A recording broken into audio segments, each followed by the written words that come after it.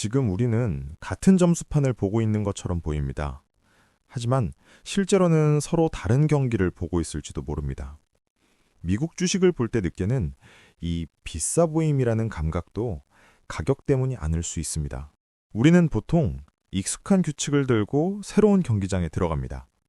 한국 주식 시장에서 쓰던 규칙을 그대로 들고 미국 시장에 들어가는 거죠.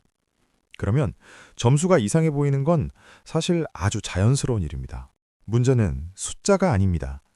같은 규칙이라고 믿고 있었던 겁니다. PER은 가격표가 아닙니다. PER은 그냥 점수판입니다.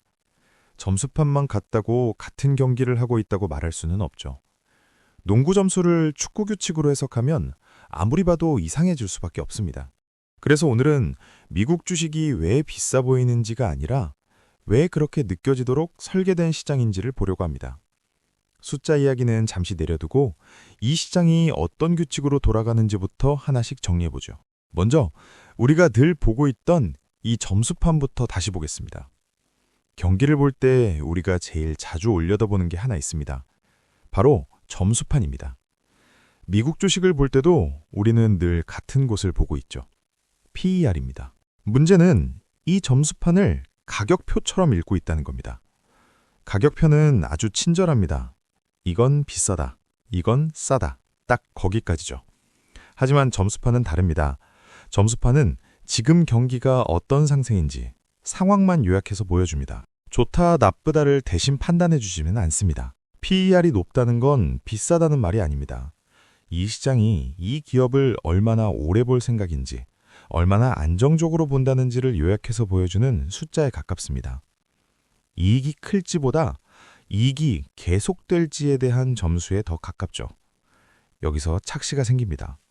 한국 시장에서 익숙해진 규칙으로 이 점수판을 읽는 순간 미국 시장의 점수는 유난히 높아 보이기 시작합니다.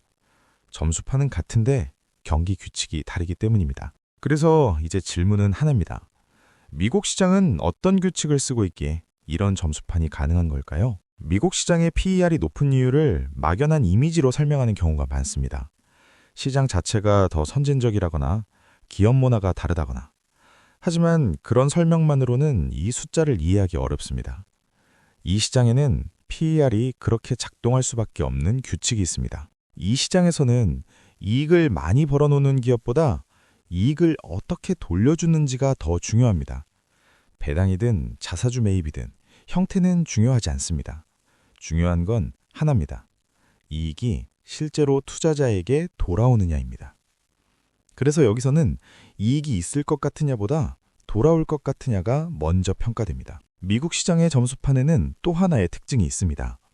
못한 기업이 오래 남아있지 않다는 점입니다. 상장 폐지, 인수합병, 파산 같은 방식으로 점수판 밖으로 빠르게 정리됩니다. 그래서 우리가 매일 보는 평균과 지수에는 살아남은 기업들만 남아있게 됩니다. 높은 PER은 모두가 잘해서 생긴 결과라기보다 못한 기업이 빠져나간 결과이기도 합니다. 미국 시장의 중심에 있는 플레이어들은 하루 이틀을 보고 움직이지 않습니다.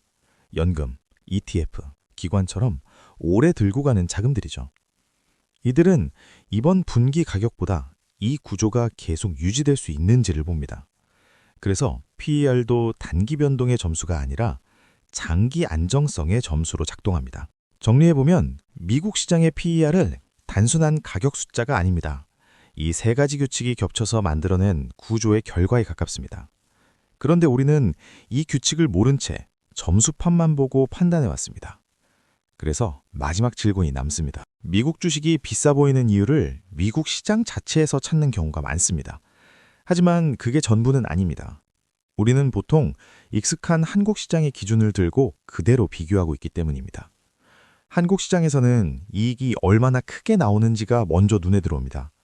그래서 숫자가 줄어들면 그 이유를 구조보다 결과에서 찾게 됩니다. 반면 미국 시장에서는 이익의 크기보다 그 이익이 얼마나 오래 유지될 수 있는지가 먼저 평가됩니다. 같은 PER이라도 전제가 다르면 해석은 완전히 달라질 수밖에 없습니다. 한국 시장에서 성과가 부진한 기업도 오랫동안 상장된 채 남아있는 경우가 많습니다. 반면 미국 시장에서는 성과가 나쁘면 점수판에서 빠르게 사라집니다. 그래서 우리가 보는 평균과 지표에는 출발선부터 다른 기업들이 섞여 있게 됩니다. 한국 투자자들은 구조보다 단기 변동에 더 익숙해져 있습니다. 그래서 PER이 높으면 언젠가는 내려와야 할 숫자처럼 느껴집니다. 하지만 미국 시장의 PER은 내려올 숫자라기보다 유지될 수 있는 숫자로 받아들여지는 경우가 많습니다. 그래서 미국 주식은 항상 비싸 보입니다. 비싸서라기보다는 비싸게 느껴지도록 같은 기준으로 비교하고 있었기 때문입니다. 여기까지 정리해보면 미국 주식이 비싸 보였던 이유는 숫자 자체 때문은 아니었습니다.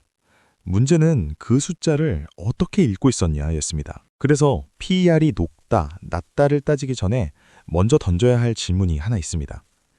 이 기업이 속한 시장은 어떤 규칙으로 움직이고 있는가? 이익은 얼마나 안정적으로 돌아오는 구조인가?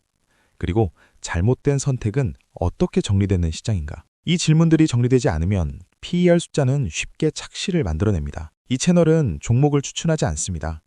대신 숫자 뒤에 숨어있는 구조와 그 숫자가 만들어지는 맥락을 하나씩 풀어보려고 합니다. 판단보단 이해를, 결론보단 구조를 먼저 보자는 채널입니다. 미국 주식이 비싸 보였다면 우리는 그동안 다른 경기의 점수판을 같은 규칙으로 보고 있었던 겁니다.